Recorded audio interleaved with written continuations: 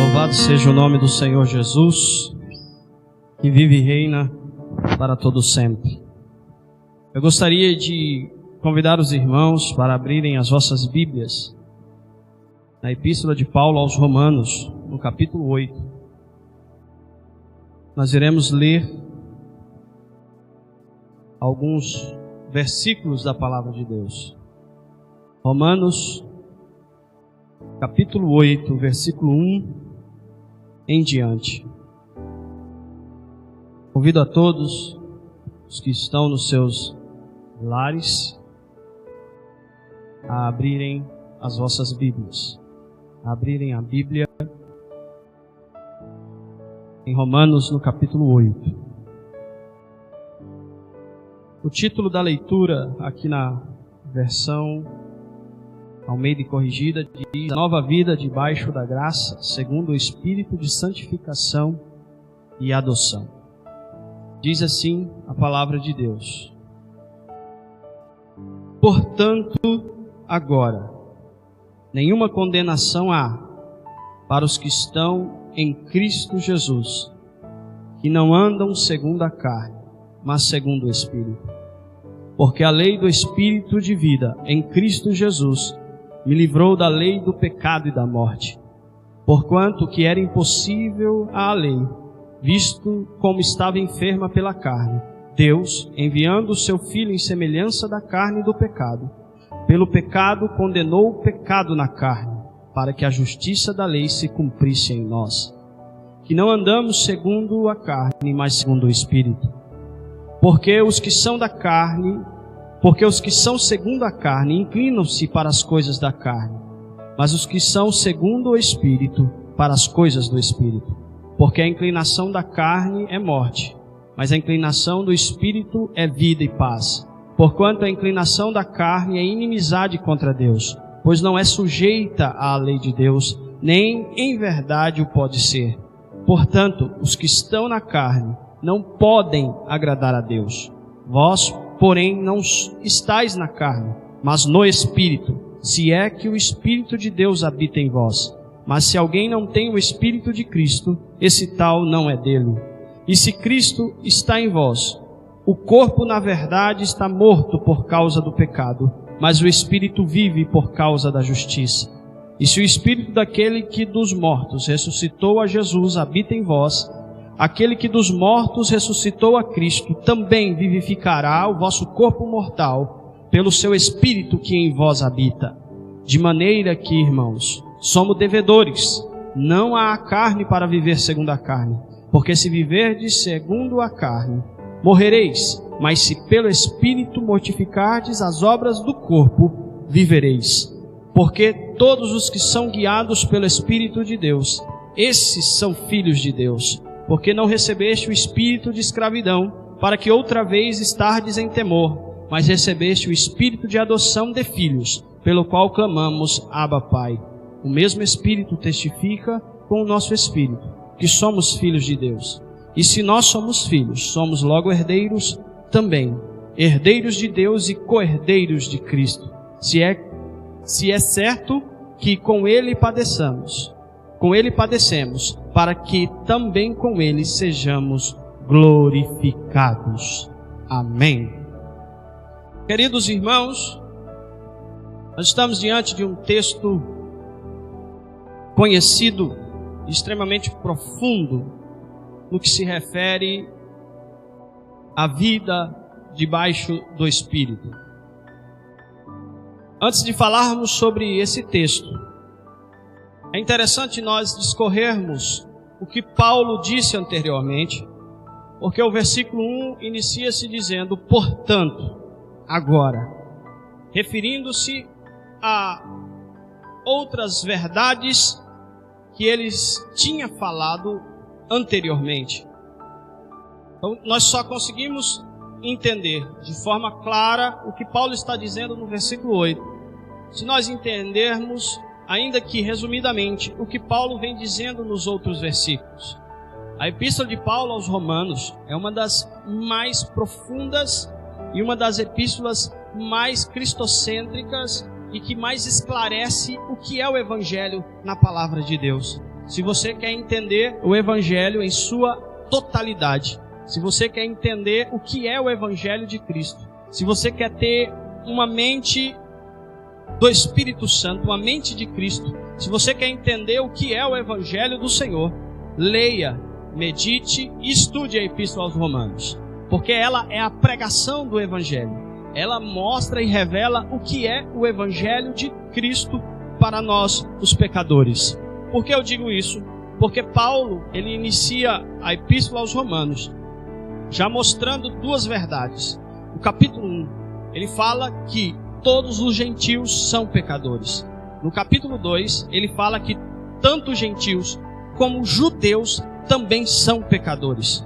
No capítulo 3, o versículo 23, um versículo tão conhecido, ele diz: porque todos pecaram e destituídos estão da glória de Deus. Primeira verdade que Paulo trata nessa epístola de forma reduzida é que todos os homens pecaram.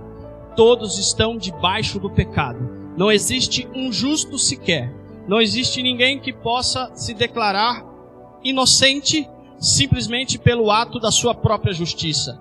Todos são pecadores e todos foram afastados, destituídos da glória de Deus. E ele diz mais, que além disso, ele mostra que todos são pecadores. E ele revela também que há um preço a ser pago por isso. Todos os homens são pecadores. E Romanos 6, 23 diz que todos aqueles que vivem debaixo do pecado, o seu salário é a morte. Porque ele diz no versículo 23 do capítulo 6, porque o salário do pecado é a morte. Paulo começa dizendo na sua epístola que todos os homens estão cerrados debaixo do pecado. E é interessante que ele inicia dizendo também, como ele estava escrevendo aos romanos, especialmente a cristãos judeus de Roma, que tinham-se um apego às leis judaicas, que se sentiam-se seguros na guarda dos 10 mandamentos, que se sentiam-se praticamente como se estivessem livres de qualquer condenação, porque eles tinham a guarda da lei, porque eles seguiam um código de conduta rigoroso. Paulo então começa a mostrar, através dessa palavra, que a lei era impossível de salvá-los, que eles eram pecadores e que as obras da lei não podiam livrá-los da culpa do pecado. No capítulo 3, no versículo 20, ele diz assim: por isso nenhuma carne será justificada diante dele pelas obras da lei, porque pela lei vem o conhecimento do pecado. Paulo está dizendo, ninguém se torna justo aos olhos de Deus pela prática das obras da lei. Ninguém se torna justificado, ninguém é declarado inocente diante dos olhos de Deus simplesmente por observâncias dos mandamentos. Ele diz isso é insuficiente, porque pela lei, a lei não traz o poder de livrar o homem do pecado. A lei não traz o poder de livrar o homem do pecado. O simples conhecimento da lei de Deus, nós iremos aqui resumir e dizer que essa lei de Deus é os 10 mandamentos. Que o simples conhecimento dos 10 mandamentos não os faz uma pessoa livre dos seus pecados interiores. A lei nada mais fazia do que fazê-los conhecedores de que eles eram pecadores. O que Paulo está dizendo? Que a lei vem o conhecimento do pecado. Ele estava dizendo assim, a única coisa que a lei faz é revelar que você é incapaz de viver a lei e mostrar que você é pecador. Ele está dizendo aos judeus, é impossível seguir um código de conduta rígida ou rigorosa e você se achar que assim você pode ser justificado pelas suas próprias obras. Você não pode ser justificado pelas suas obras. É incapaz disso. A palavra de Deus nos mostra, no capítulo 3 ou no capítulo 5, no versículo 20, que veio, porém, a lei para que a ofensa abundasse, mas onde o pecado abundou, superabundou a graça. Ele está dizendo que quando a lei veio, a ofensa se tornou mais agravante.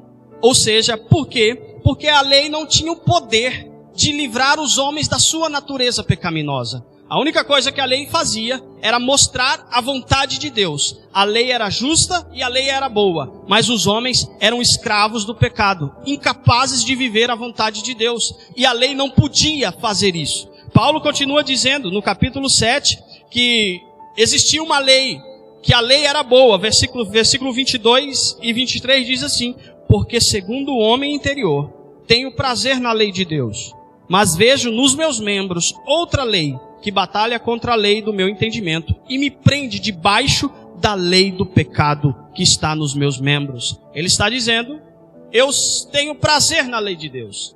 Eu sei que a lei de Deus é a vontade. Mas existe outra lei mais poderosa, que é a lei do pecado, que simplesmente faz com que eu faça aquilo que eu não quero fazer. E aquilo que eu quero fazer, eu não faço. Enfim, ele está dizendo, a lei é boa e justa, mas o homem está sendo escravo do pecado.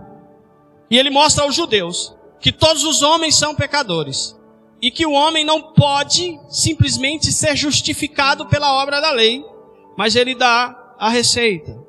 E ele prega o evangelho no capítulo 5, versículo 1, dizendo assim: sendo, pois, justificados, não pelas obras da carne, não pelas obras da lei, mas sendo, pois, justificados pela fé, temos paz com Deus, por nosso Senhor Jesus Cristo. Versículo 8. Mas Deus prova o seu amor para conosco, mas Deus prova o seu amor para conosco em que Cristo morreu por nós, sendo nós ainda pecadores. Paulo está mostrando que o caminho para uma vida justa, que não somos justificados pela mera observância dos mandamentos, mas nós nos tornamos justos aos olhos de Deus pela fé em Cristo Jesus, pelo sacrifício de Cristo na cruz. E ele continua no versículo 9, capítulo 5, logo, muito mais agora, sendo justificados pelo seu sangue, seremos por ele salvos da ira. Louvado seja Deus. Paulo diz aos romanos, não é as suas obras, não é pela obra da justiça, não é pelo seu intelecto, não é pelo seu conhecimento, mas nós só nos tornamos aceitáveis pela fé que nós depositamos em Cristo Jesus. E essa fé que nós cremos em Cristo faz com que o sangue dele nos purifique de todo pecado. E assim nós nos tornamos aceitáveis aos olhos de Deus. Ele está dizendo, não é por obras, não é por méritos, não é meramente pela prática da lei, mas você só é aceitável diante de Deus pela sua fé em Cristo Jesus. Você só se torna justo pela fé em Cristo Jesus. Cristo pagou a pena pelos nossos pecados. Cristo pagou a conta pelos nossos pecados. Cristo, ele fez a obra consumada. Ele levou os nossos pecados. Ele pagou as dívidas. E nós somos salvos não simplesmente pelo que fazemos, mas por aquilo que nós cremos em Cristo Jesus, o nosso Salvador. A nossa salvação, a nossa justificação está baseada na obra expiatória de Cristo Jesus. Não é o que nós fazemos, mas é o que Cristo fez.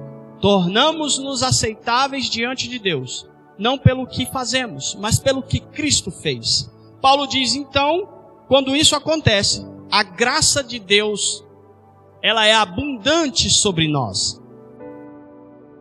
E alguém poderia perguntar, ele mesmo diz, então, já que nós não somos justificados pela lei, pelas obras da lei, quer dizer então que nós poderemos permanecer no pecado para que a graça seja mais abundante? Se cada vez que há pecados e pecados, a graça ela é maior, será que então, quanto mais pecarmos, mais graça tem? Paulo diz negativo. Capítulo 6, versículo 2, de modo nenhum. Nós que estamos mortos para o pecado, como viveremos ainda nele?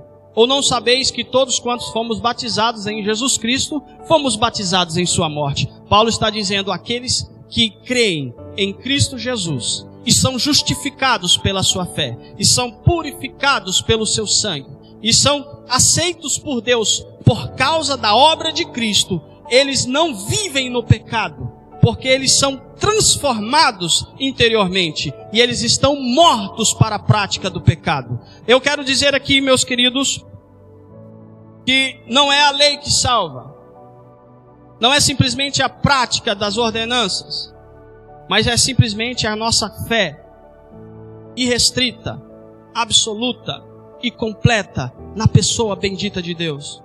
Quando fazemos isso,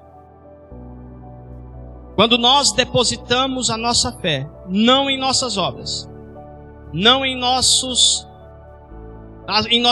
meramente nas nossas tradições, quando nós depositamos a nossa fé não meramente nos nossos esforços, mas unicamente em Cristo, na pessoa bendita de Cristo, existe uma lei que agora começa a operar.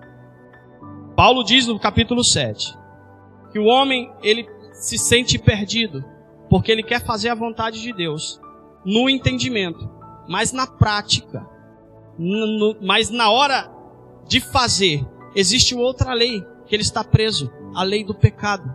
Ele quer fazer a vontade de Deus, mas ele não consegue fazer a vontade de Deus, porque tem uma lei maior, que é mais forte do que ele, que é a lei do pecado. Então ele tenta fazer o bem, e ele tenta fazer as coisas corretas, mas não consegue. Quem sabe você, meu amigo, você está vivendo esse período, como Paulo diz em Romanos capítulo 7. Você tenta fazer o que é certo, mas não consegue fazer, porque no seu entendimento, na sua mente, você tem prazer na lei de Deus, mas no seu corpo e nas suas atitudes há uma outra realidade, é a realidade da lei do pecado. Você se sente escravizado, e não há nada que você possa fazer por si próprio, que você possa vencer isso. Paulo, quando ele analisa essa verdade, no versículo 24 do capítulo 7, ele dá um brado dizendo: miserável homem que eu sou, quem que pode me livrar do corpo dessa morte? Quem que pode nos livrar dessa escravidão, desta lei do pecado? Quem nos pode livrar desse jugo pecaminoso, dessa escravidão em que vivemos, em que nós queremos fazer o bem, mas não temos força para fazê-lo? Paulo diz: miserável homem que eu sou, quem pode me livrar?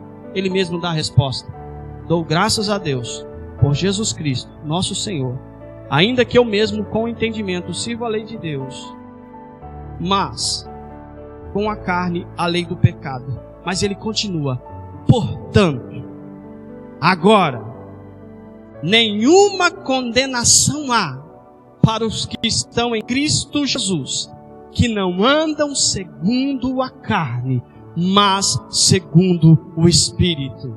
Porque a lei do Espírito de vida em Cristo Jesus me livrou da lei do pecado e da morte. Louvado seja Deus. Paulo nos traz uma resposta. Quem pode nos salvar dessa escravidão? Quem pode nos livrar desta lei do pecado? Quem pode nos tirar do vício pecaminoso? Ele diz: Cristo Jesus. Aqueles que estão guiados pelo Espírito, aqueles que pela fé em Cristo Jesus são justificados pelo seu sangue. Agora inicia-se um novo processo. Eles não são regidos pela lei do pecado, nem pela lei mosaica, mas eles são agora guiados, regidos, administrados pela lei do Espírito Santo de Deus. Queridos, aqui entra uma verdade. A vida que deve ser vivida na presença de Deus não é uma vida de um código rígido de conduta.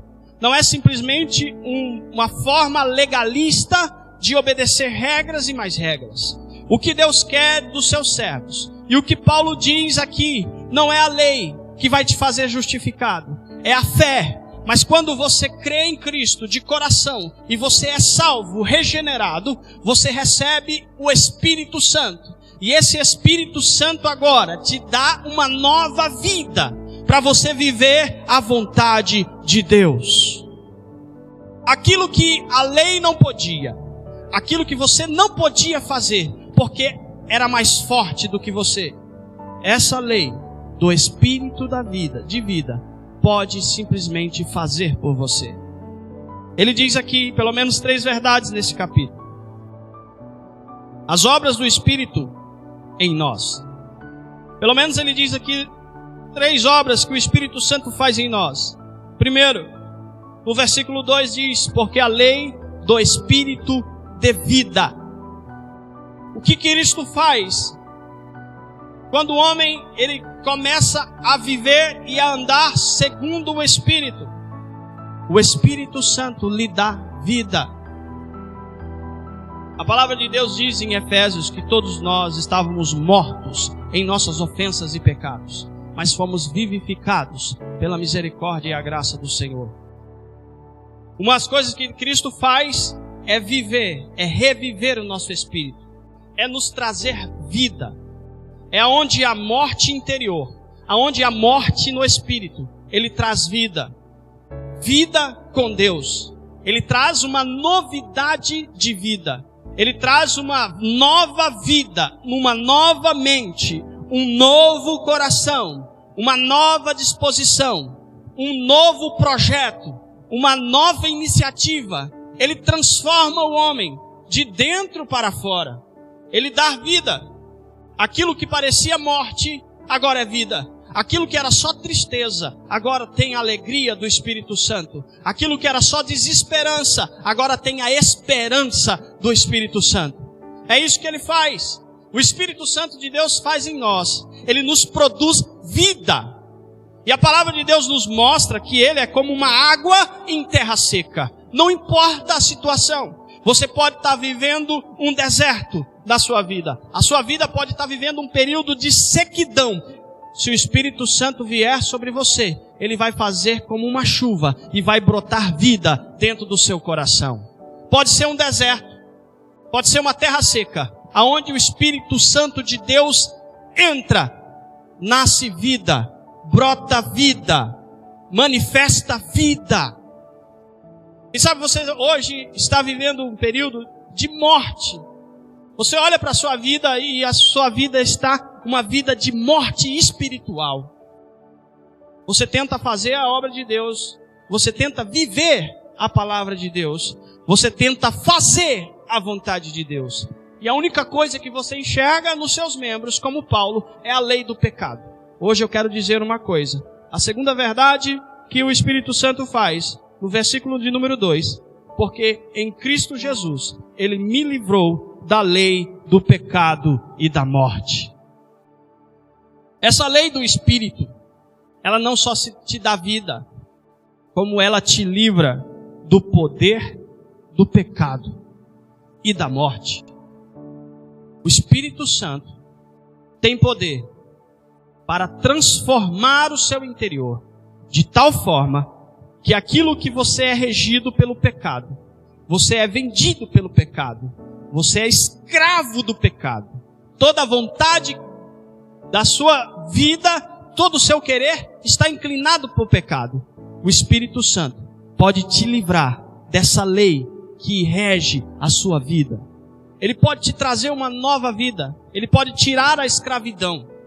Por intermédio do Espírito Santo, se você crê em Cristo e ser justificado pelo seu sangue, o Espírito Santo vai te livrar deste poder maléfico do pecado, que guia a sua vida, que norteia as suas decisões, que simplesmente diz o que você deve fazer, ainda que na sua mente você não queira fazer, você faz porque está preso por essa lei. Existe uma lei maior, a lei do Espírito, que te livra da lei do pecado e da morte. É uma lei maior, é uma lei poderosa, é maior que a lei do pecado, é a lei do Espírito Santo. Ele pode entrar na sua vida, Ele pode fazer uma obra, e Ele pode fazer aquilo que você não pode fazer. Ele pode fazer aquilo que os centros de recuperações não podem fazer. Ele pode entrar dentro da sua alma e tirar vícios horríveis que você está preso há anos, porque o Espírito Santo tem poder para te livrar da lei do pecado e da morte.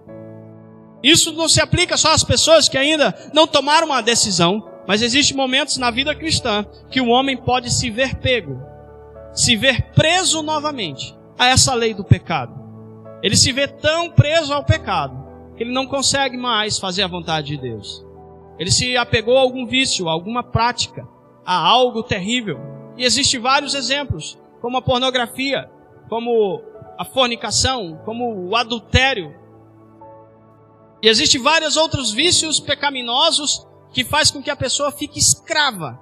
Ele quer fazer a vontade de Deus, mas ele não tem força suficiente para fazê-la. Ou seja, e ele vive aquela guerra, mesmo uma vez aceitando a Cristo, servindo a Deus como Salvador, tendo um certo período da vida vivido a lei do Espírito de vida, ele se torna novamente escravo da lei do pecado. E com isso ocorre uma morte espiritual. Eu quero dizer para você que ainda que você esteja vivendo esse período de morte espiritual, eu sei que é terrível, quem sabe você está nessa situação, preso pela lei do pecado. Às vezes você até frequenta os cultos, participa das reuniões de orações, participa dos estudos bíblicos, mas você se vê preso pela lei do pecado.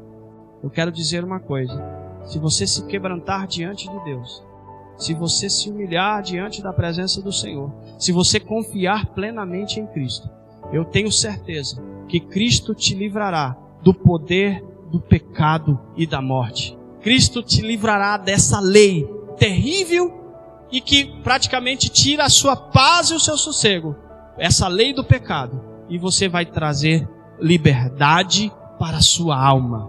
Simplesmente ande no Espírito. Simplesmente viva no Espírito. Comece a andar no Espírito. Porque como nós vemos, irmãos, que à medida que a pessoa ela vive debaixo da lei do pecado, ela começa então a viver e inclinar-se para a obra da carne. E a Bíblia diz que a inclinação da carne é morte. E a Bíblia diz que a inclinação da carne é inimizade contra Deus. Aquele que está vivendo sobre a lei do pecado, ele está vivendo na carne e sendo inimigos de Deus. Ele constitui-se inimizade contra Deus. Ou seja, a pessoa passa a viver um período de afastamento do Senhor. Quem sabe, irmãos, por mais que você esteja vivendo um período triste espiritualmente, eu quero dizer uma coisa: agora é o momento de você não mais andar pela carne, mas andar pelo Espírito Santo. Começa a mortificar a tua carne. Se você precisa fazer algo, quem sabe você possa oferecer a Deus um jejum, para que Deus comece a mortificar a tua carne. Passa nesse momento, ainda que você não queira, comece a orar a Deus, ainda que você não sinta vontade, porque tem coisas, principalmente no exercício da vida espiritual, você não precisa ter vontade para fazer. Você pode orar sem ter vontade, porque a oração, mesmo sem ter vontade, ela é poderosa. Porque a oração, mesmo que você não queira fazer, e você fazendo, ela é poderosa. Às vezes a gente não quer comer, mas precisa comer. Às vezes a gente não quer fazer certas coisas, mas você precisa fazer porque é necessário. A Bíblia Sagrada, a oração é a mesma coisa. Quem sabe você está vivendo um período horrível de crise espiritual, mas eu quero dizer, levanta e começa a andar no Espírito. Começa a orar, mesmo que você não queira orar. Começa a ler a Bíblia, mesmo que você não queira ler a Bíblia. Se você não tem força nem para orar, nem para ler Bíblia, ofereça um jejum a Deus durante o dia, para que Deus te dê coragem, vontade e ousadia para orar. Eu tenho certeza que à medida que você começar a mortificar a tua carne, o Espírito Santo vai te livrar do poder e do pecado e da morte. O que nós não podemos fazer é nos entregar à carne. Eu quero dizer para você que é difícil uma pessoa que se entrega à vontade da carne, ela ter que voltar. É uma guerra, é uma luta. Mas se você entrou, você também tem que sair com a ajuda de Deus. Então você precisa, de certa forma, fazer a sua parte. E a sua parte é andar no Espírito. É se inclinar agora para as coisas do Espírito. À medida que você começa a andar no Espírito, começa a ouvir a voz do Espírito, começa a ser guiado pelo Espírito Santo. E eu quero dizer uma coisa para você: o Espírito Santo não precisa falar para você que você tem que orar. Você sabe que o Espírito Santo quer que você ore. O Espírito Santo não precisa sussurrar no seu ouvido para você ler a Bíblia. A Bíblia é a espada do Espírito. Ele quer que você leia a palavra de Deus, porque ela é viva. E à medida que você lê, que você ora, que você jejua, você vai mortificando a carne. Isso é trabalhoso. Isso requer, de certa forma, um sacrifício. Isso requer uma mudança, uma quebra, quem sabe de rotina. Mas isso é necessário para que você tenha vida. Porque se continuarmos vivendo nas obras da carne, se inclinando para a carne, nós somos inimigos de Deus. Isso é terrível. Isso é algo que geralmente a gente não tem noção, mas quem está vivendo numa vida pecaminosa, se entregue à carne, ele constitui-se inimigo de Deus. Ele constitui-se inimigo de Deus. Mas eu quero dizer para você que uma das coisas que Deus faz, quando nós não andamos no Espírito e somos guiados por essa lei do Espírito, é que Ele nos leva a inclinarmos para as coisas do Espírito. A palavra de Deus diz: porque os que são segundo a carne inclinam-se para as coisas da carne, mas os que são segundo o Espírito, para as coisas do Espírito, eles se inclinam. À medida que você anda diante de Deus, à medida que você anda sendo guiado pelo Espírito de Deus, à medida que você se entrega, que você se rende, que você se humilha, que você busca, que você ora, é automático. Você vai começar a se inclinar para as coisas de Deus. Você vai começar a ter vontade de orar a Deus. Você vai começar a ter vontade de congregar junto com a igreja de Deus. Você vai começar a se inclinar para as coisas do Espírito. Você vai ter prazer em orar a Deus. Você vai começar a sentir vontade de ler a palavra de Deus, porque aqueles que andam segundo o Espírito, eles se inclinam para as coisas do Espírito. E é interessante que quando nós inclinamos para as obras para a carne, a tendência é o oposto. Nós não queremos orar, nós não temos mais vontade de ler Bíblia, nós não temos mais vontade de vir à igreja, porque estamos agora nos inclinando para a carne.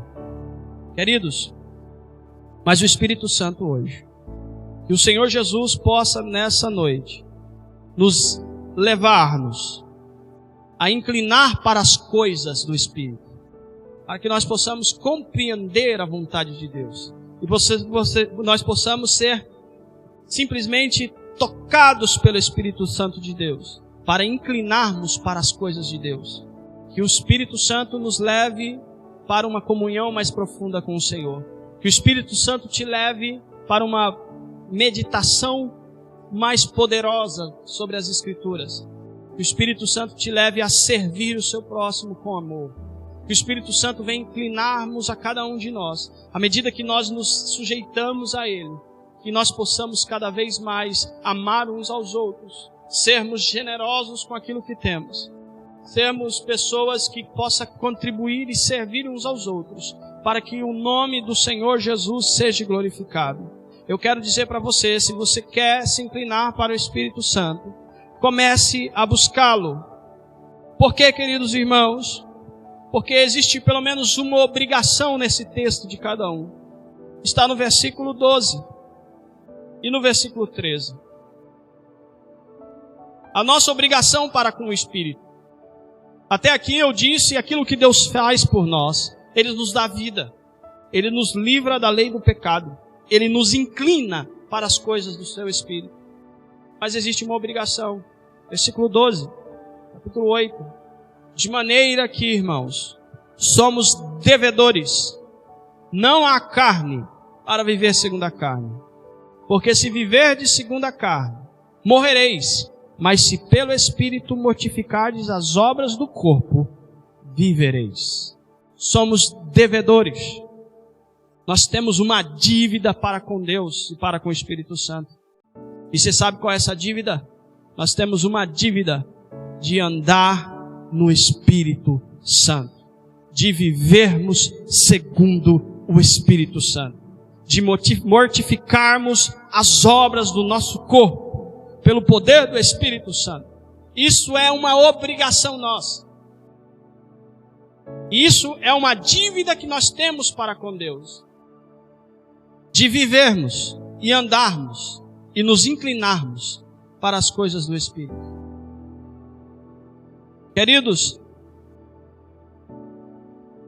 quando nós observamos isso, nós vemos que Paulo aqui, ele não só mostra que há uma responsabilidade divina, no que tange a uma vida espiritual, mas que há uma responsabilidade humana.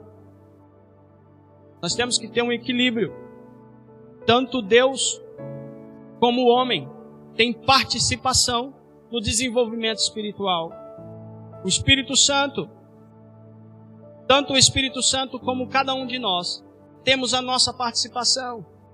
E a nossa participação nada mais é do que viver segundo o Espírito. Nos inclinarmos para as coisas do Espírito. Mortificar as obras do nosso corpo para vivermos segundo o Espírito. Somos devedores do Espírito para viver segundo a vontade do Espírito Santo. Queridos, nós precisamos entender que nós precisamos buscar cada vez mais a Deus. Que nós precisamos cada vez mais andar na virtude e no poder do Espírito Santo de Deus. Que nós possamos cada vez mais sermos guiados por Deus, porque essa é a vontade de Deus. Porque esse é o desejo do Senhor. Porque essa é a nossa dívida. Nós temos que viver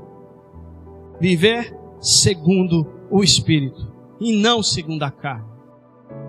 Porque se nós vivermos segundo a carne, nós morreremos. Mas se nós mortificarmos as obras do corpo, viveremos. Queridos, é por isso que eu digo uma verdade. Independente de como esteja a sua vida, continue buscando mais. Continue orando mais. Se você perceber que algo está se esfriando, se você vê que algo está se afastando da vontade de Deus, Deus é bom e misericordioso para te conduzir novamente para a sua presença. Se você percebeu que o seu coração está se tornando pecaminoso, que nasceu inveja, amargura, rancor, ódio, coisas que fazem com que quebre a nossa comunhão com Deus. Se nós percebermos que o nosso coração está se tornando mal, lá no fundo, lá no âmago do nosso coração, coisas que às vezes ninguém sabe, que às vezes não se sabem a não ser a pessoa, coisas que vai nascendo ao longo do tempo, devido a uma decepção, devido a algum questionamento, ou devido ao próprio orgulho humano. Não permita que você comece a viver pela carne. Porque alguns acham que viver pela carne é só pecados imorais, sexuais. Mas viver pela carne é permitir que o seu coração se torne um coração pecaminoso. É permitir que dentro de você nasça inveja, nasça soberba, que haja simplesmente avareza, coisas que Deus não se agrada, um coração endurecido, um coração que começa a se afastar de Deus. Isso também é viver na carne. E em consequência, todas as outras coisas começam a vir, porque a Bíblia diz que tudo nasce no coração. Tudo inicia-se no coração. Jesus diz em Mateus 15 que a prostituição, a impureza, a idolatria, tudo nasce dentro do coração. Começa aqui dentro. É o coração que se corrompe primeiro. Depois de se externar o pecado, isso só é a consequência já de um coração totalmente afastado de Deus. Mas eu quero dizer para você, é hora de vivermos e andarmos no Espírito. É hora de colocarmos em prática essa palavra. Sabendo, irmãos, que uma das bênçãos que o Espírito Santo traz é que ele nos leva a sermos filhos de Deus. Paulo diz: porque todos os que são guiados pelo Espírito de Deus, esses são filhos de Deus. Qual é o selo, qual é a garantia de que alguém é filho de Deus? É aquele que é guiado pelo Espírito de Deus. E a Bíblia diz que aqueles que são guiados pelo Espírito, eles também são herdeiros, co-herdeiros de Cristo. Ou seja, o que Cristo nos dá, através do seu Espírito, é que nós seremos filhos dele e teremos a herança eterna na glória. Queridos, eu quero concluir essa mensagem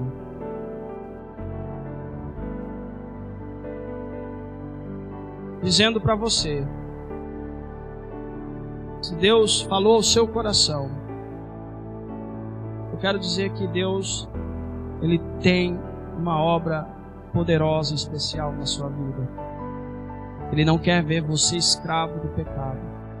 e não quer ver você com o coração cheio de rancor e ódio e inveja.